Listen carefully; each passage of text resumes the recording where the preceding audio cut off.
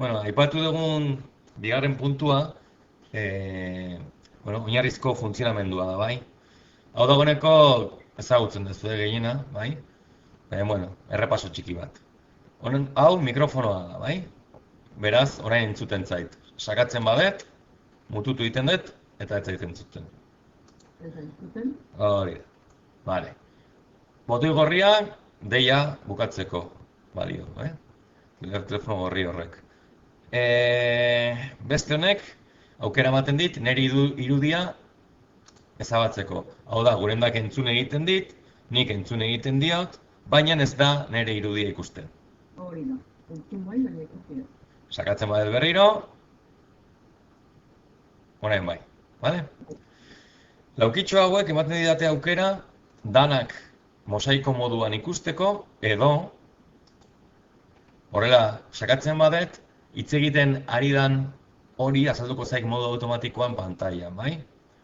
Beste aukera bat da, nik hemen baldin baditut hainbat arpegi, horietako baten gainean klik egitea eta pantaila osora ere ekartzen dut, bale?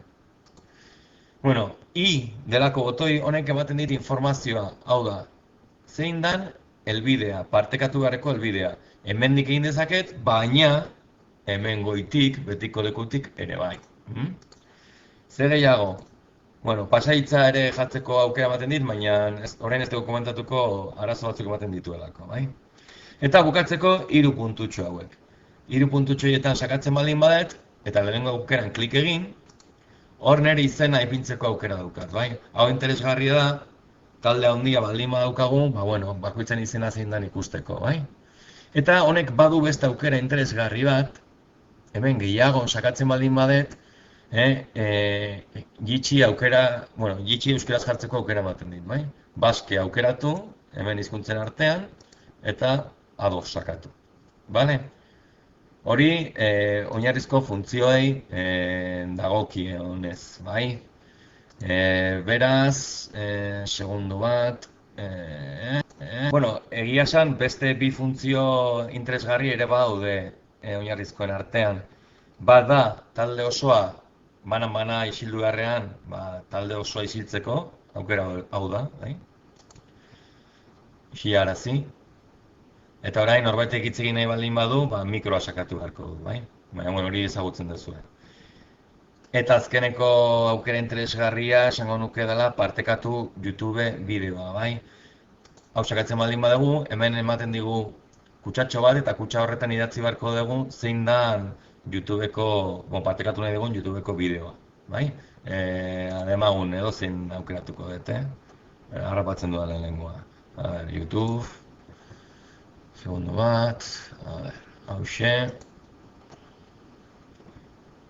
Bere helbide hartuko dut, kopiatu.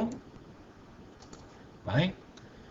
Eta orain junguna gitxira, eta hemen itxatxingo dut.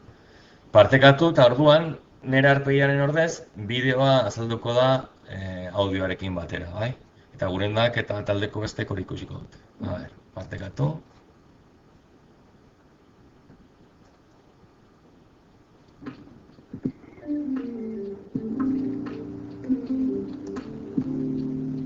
Bai, ez da, hori ikusten duzu orain, ez da? Bai, ikusita ez du. Bale. Partekatzeari usteko, YouTubeko bideoa partekatzeari usteko, nahikoa da honera etorri, eta YouTubeen bideoa gelditu, sakatu, bai? Kendu. Eta, orain, gu bio gaude berriro, bai?